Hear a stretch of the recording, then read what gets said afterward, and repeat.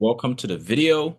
Today I'm going to show you how to set up your Turo host account. Okay, so without any delay, let's get right into the video. What you can see here in front of you is my Turo account, my Turo host account, right? I've been doing Turo for a little while, and actually I haven't done Turo much. As you can see, all these cars are snoozed and or unlisted.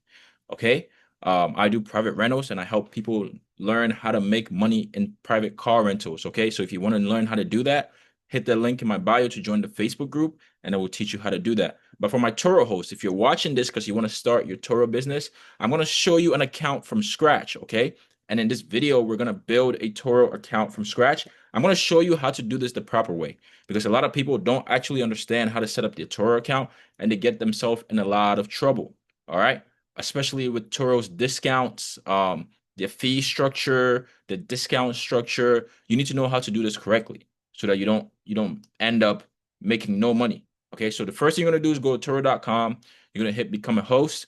You're gonna click get started. Okay, when you click get started, it's gonna ask you to sign in with Google, your email, your phone number, etc. It's completely up to you how you want to do this. All right, so what I would recommend is that you just go ahead and sign up with Google because it's easiest to do. It's simple to sign in, and you don't have to worry about passwords and everything. So I would simply click sign up with Google, and I'll pick this Google account and then hit continue. So it will sync your Google account with Turo. That way it gets easy, right? To just sign up. You gotta agree to the terms of use. You're gonna hit yes for email updates. So they'll be sending you emails. Right. They'll be taxing the hell out of you. And then you're gonna type in your address. All right. So I'm just gonna use a standard address, right? So this is my business address. I'll use my business address. If you're signing up with your business, put all your business information here. If you're signing up with a personal account, then you want to put wherever you're picking up the car from, right? I would recommend to just use whichever location you want the car picked up from. So if you can use a public location, that's better than your house, just for safety reasons. So that, a lot of people just use their homes, which is fine. But for me, for safety reasons, I would use a business virtual address, and I can just simply meet them there. You can use churches, you can use gyms, right? And it's just meet them in some kind of public malls, in some kind of public location. But you also have to keep in mind that if you're doing places that are public, it's going to be hard to do anything contactless because you need to be able to meet your customers in a way where it's easy to find the cars, right? So that they're not searching and jumping around all over the place, trying to find your car. Okay. So the next thing you're gonna do here is gonna enter your VIN number. Okay. So it's important here with the VIN information for all this information to be correct. You're using the right cars. And when you have multiple cars, it can get a bit sticky. Okay. So you want to make sure that all the information from the cars is absolutely correct. All right. And I'm gonna look for my VIN number here. So just give me 1 second while I find the VIN information. Um, and once you have your VIN, you're gonna enter your VIN number right here in this section. Let's see here. Blah, blah, blah. Cool. So let's see. Let's try to enter this one. This is a little bit of an older car, and Turo will actually tell you whether or not your car is eligible. So we're gonna do a little test run here with this older car. Okay. So let's see.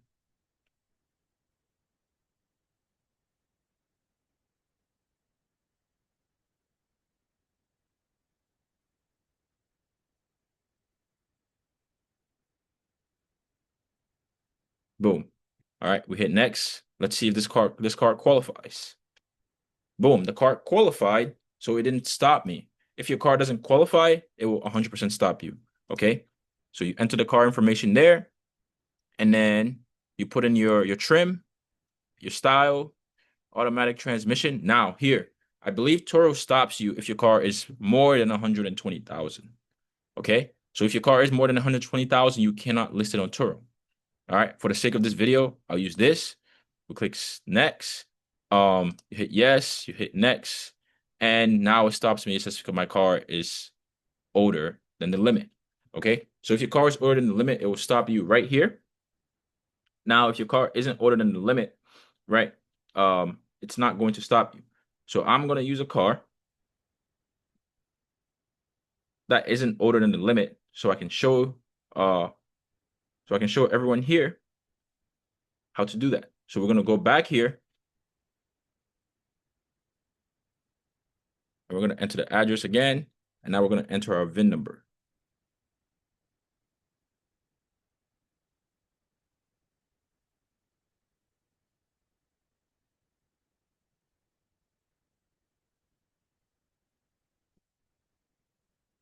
Boom. We have our VIN number. Oh, I messed something up. Let's see.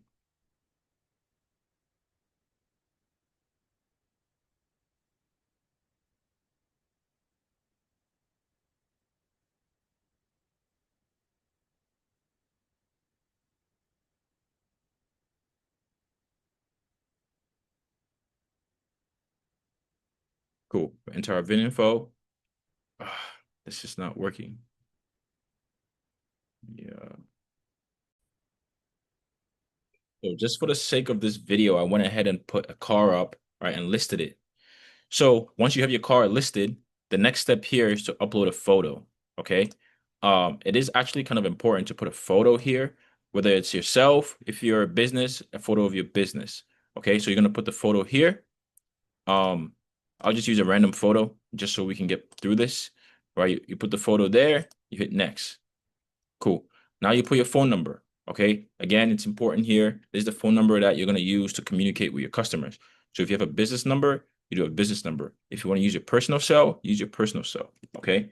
So I'll use the number here that I know I have access to get messages from. Let's see.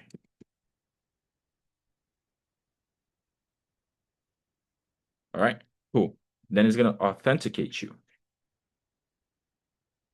All right. So you go ahead, do your authentication, send a message from Turo. Boom, you hit next. Now your business phone number or your personal phone number is linked with your account. Boom. Now you have to enter all of this driver's license information.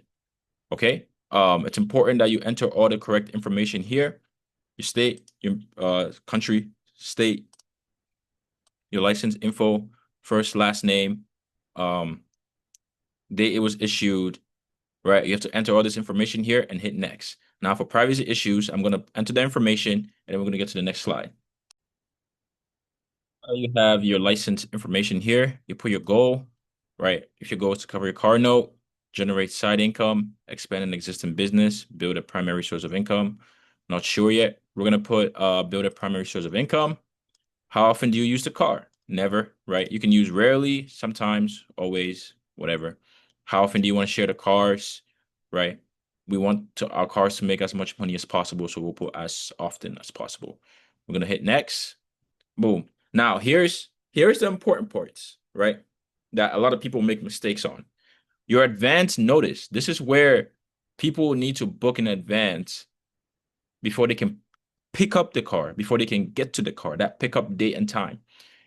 If you know you can't get the cars ready in 6 hours when someone books, don't put 6 hours. If you know you want the car 12-hour notice, put 12-hour notice, okay? Now, for me, I can do 6 hours because this is what I do. So I'll do 6 hours. But depending on your goals, you can do 6. I recommend 12 hours like Turo does. The minimum trip you want to do is 2 days. Now, a lot of people are going to say, well, I'm going to lose out on money if somebody wants to book 1 day. No, you won't. Okay. If somebody books 1 day, Turo will still charge them for 2 days. They will get a 1-day trip, but they will still get charged for 2 days. Okay. You can do it for 3 days, but a lot of times you're going to be too outpriced for most people for 3 days. So I recommend 2 days.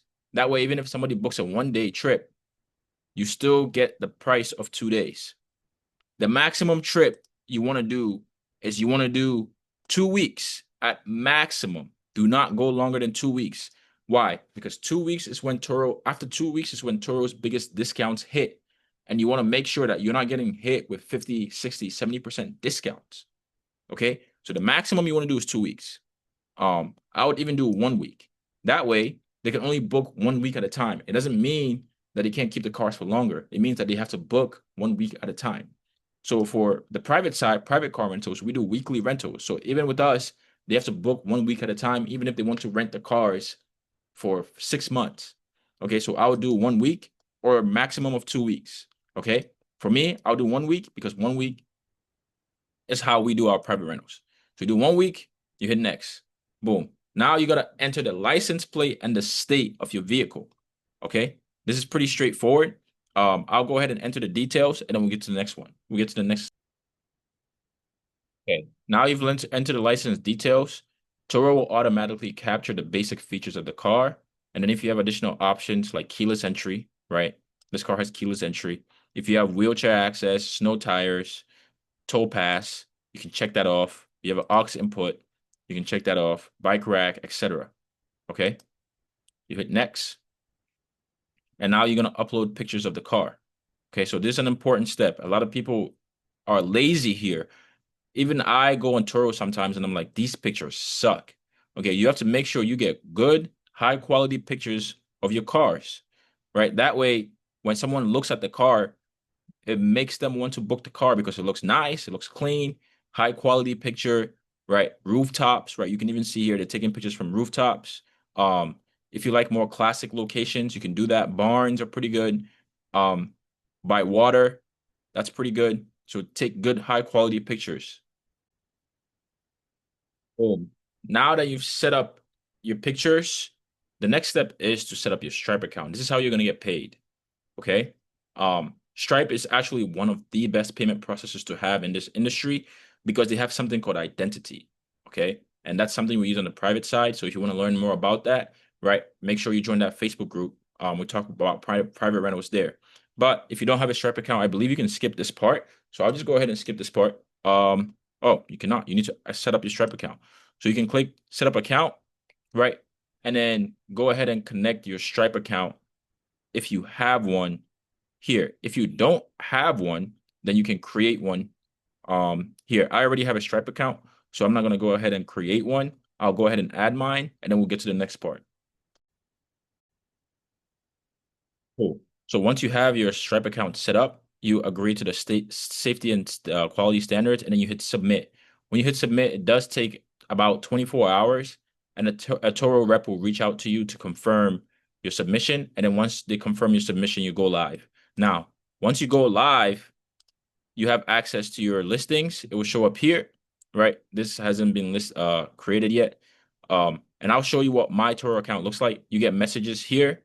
You get all your trips here, and then you have your calendar where you can see how much Turo prices your cars for. You see it here.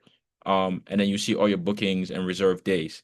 So that's, ladies and gentlemen, that's how you set up your Turo account, right? It's actually very simple, very straightforward. And it does actually force you to have all your things in place, like a Stripe account, which I like, which is good. You put your license, you take good pictures, you set up your calendar, right? You agree to their safety standard procedures.